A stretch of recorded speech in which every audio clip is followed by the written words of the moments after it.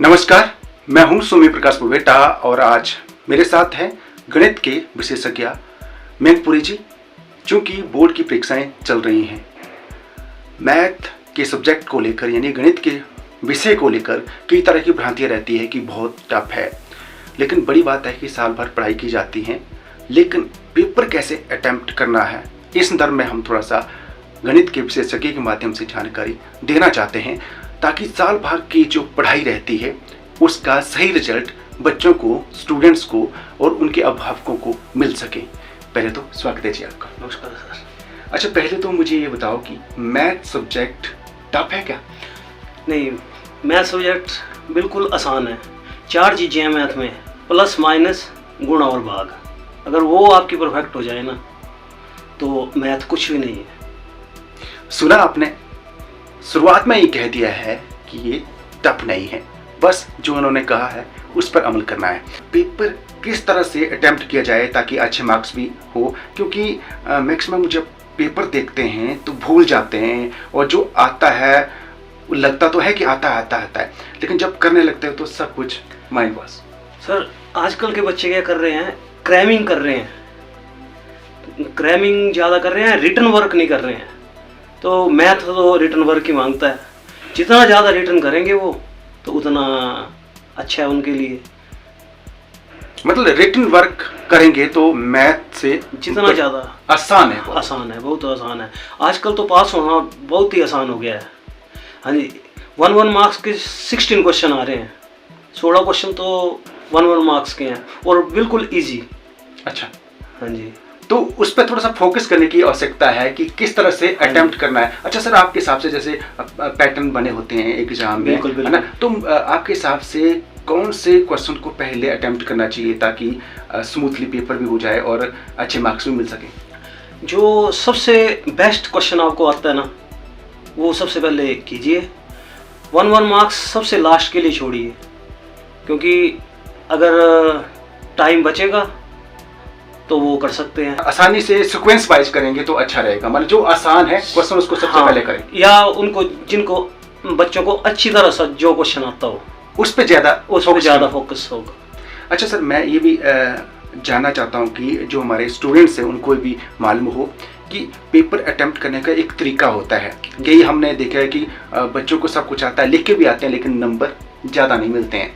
लेकिन कईयों ने गिने चुने आंसर दिए होते हैं लेकिन नंबर अच्छे रहते हैं। ये भी थोड़ा सा क्या? हाँ, वो है कि साफ सफाई का ध्यान रखें। मतलब कि क्या करते हैं, जब क्वेश्चन कर रहे हैं साथ में ही रफ वर्क करते हैं और सारा ही वो मिक्स कर देते हैं। या तो आप करें rough work last page, 1-2 page छोड़ दें, लास्ट पेज उस पर करें, या फिर बोलते हैं हाशिया दे दे काफ़ी बड़ा, तो उस पर करें। नहीं तो क्या करते हैं कि बिल्कुल साथ में ही रफ वर्क भी हो रहा है और साथ में क्वेश्चन भी हो रहा है। तो आपने ठीक कहा कि साफ सफाई का मुख्य ध्येय रखना चाहिए, मतलब साफ सफाई का ध्यान रखना पड़ेगा आपको पेपर अटेम्प्ट करने वक्त, ताकि आपका पेपर अटेम्प्ट ही अच्छा हो और दिखने भी साफ सुथरा लगे और फिर अच्छे मार्क्स मिलते हैं सर। बिल्कुल सर। अच्छा, बड़ी बात हमने ये भी देखी है कि बच्चों में कंफ्यूजन रहती है बड़ी कि अब इस पेपर को मैं कैसे करूं। अच्छा तरीका क्या हो सकता है आपके हिसाब से? अच्छा तरीका तो है, सबसे पहले आप अगर आपके पास 5 ईयर के पेपर हैं तो उनको अच्छी तरह रिवाइज कर लें, तो मैक्सिमम पेपर वहीं से आ जाता है। अच्छा, एक फंडा है, जैसे जो बच्चे लगता है कि ये भी आएगा, उसमें कंफ्यूज होने के बजाय जो 5 साल का क्वेश्चन पेपर का जैसे जिक्र किया है सर ने, अगर सारे क्वेश्चन पेपर जो 5 साल के हैं उनको अगर देख लेंगे तो आपका मैक्सिमम क्वेश्चन आ जाएंगे।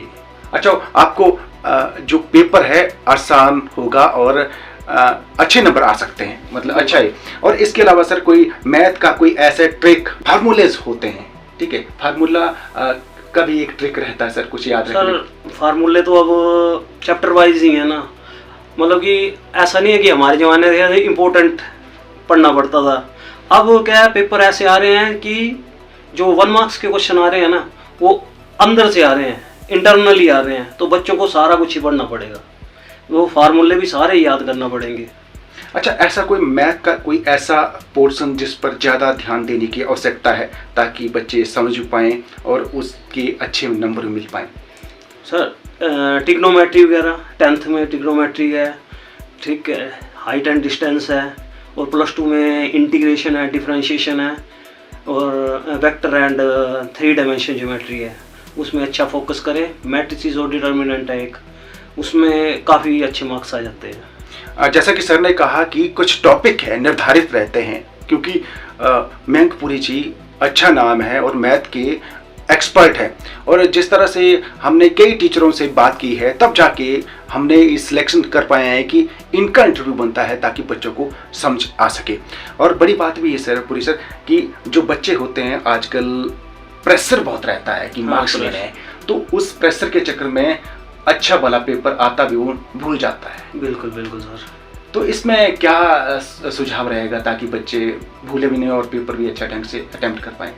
सर इसमें तो क्या है, प्रैक्टिस ही है एक, कि मैथ की प्रैक्टिस हो जाए अच्छी तरह तो मतलब टेंशन लेने की कोई ज़रूरत नहीं है।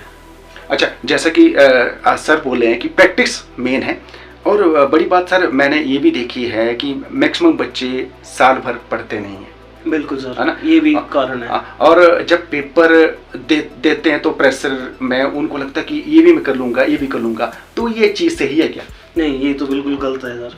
मतलब कि आज के टाइम में हमें शुरू से ही पढ़ना पड़ेगा। जो टीचर पढ़ा रहे हैं उसको क्लास में भी आप ध्यान से सुन ले और घर जाके उसको भी कर लेना, वो सफिशिएंट है, बाकी कुछ करने की ज़रूरत नहीं है। अच्छा, मैथ मैक्सिमम ये भी रहता है कि याद करने का तरीका करते, तो मैथ याद करने की नहीं, क्रैमिंग तो बिल्कुल मना है मेरे हिसाब से। क्रैमिंग तो जरा नहीं करनी चाहिए मैथ में।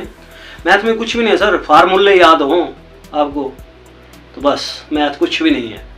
अच्छा, फार्मूला याद करने का कोई ऐसा है सर, कोई ट्रिक ताकि बच्चे भी समझ पाएं? आजकल तो अलग अलग चैप्टरों के कोई 10-20 फार्मूले हैं। एक ही क्वेश्चंस को या एक ही समझ को आप अलग अलग फार्मूलों से हल कर सकते हैं।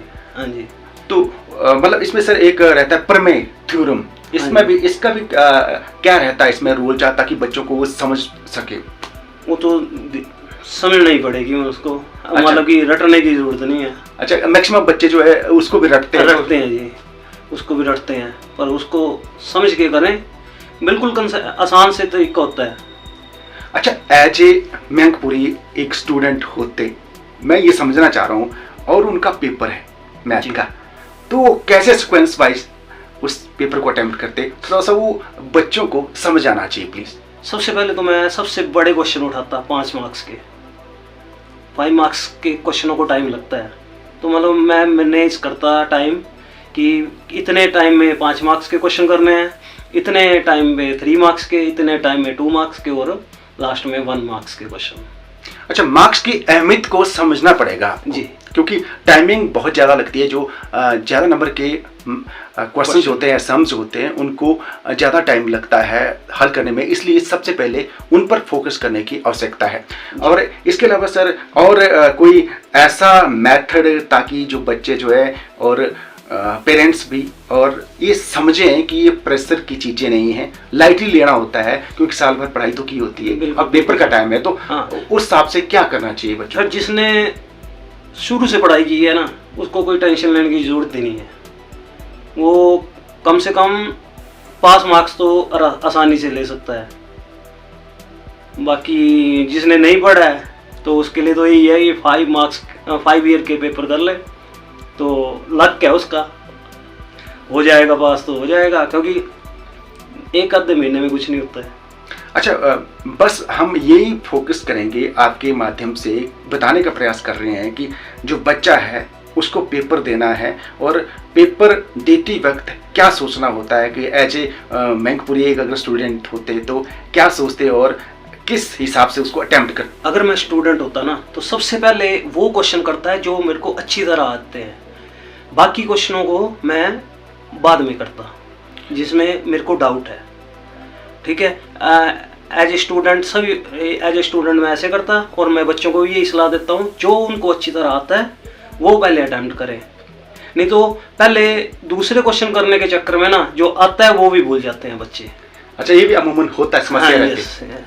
अच्छा सर, एक जो मैं ये भी समझना चाहता हूँ कि जो 1 नंबर के जो मार्क्स होते हैं उसमें जैसे पूरा ठीक हो, कई बार आधा ठीक हो, तो उसमें मार्क्स मिल जाते हैं कि नहीं? नहीं सर, वो आजकल क्या है, ABCD वो दी होती हैं, चॉइसेस दी होती हैं। अच्छा, तो वो चॉइस में आजकल तो पैटर्न चेंज कर दिया है, वो MCQ दी है, वो भी गोले लगाने होंगे, OMR शीट भरनी पड़ेगी। अच्छा अच्छा अच्छा। पहले नहीं था, पहले हल करके करना पड़ता था, मतलब कि शीट पे। अच्छा। अब शीट के आगे एक जहाँ पर रोल नंबर है ना, उसके साथ में OMR शीट दे दी है। जो भी 1 मार्क्स के क्वेश्चन है वहाँ पर आपको ABCD में टिक करने होंगे।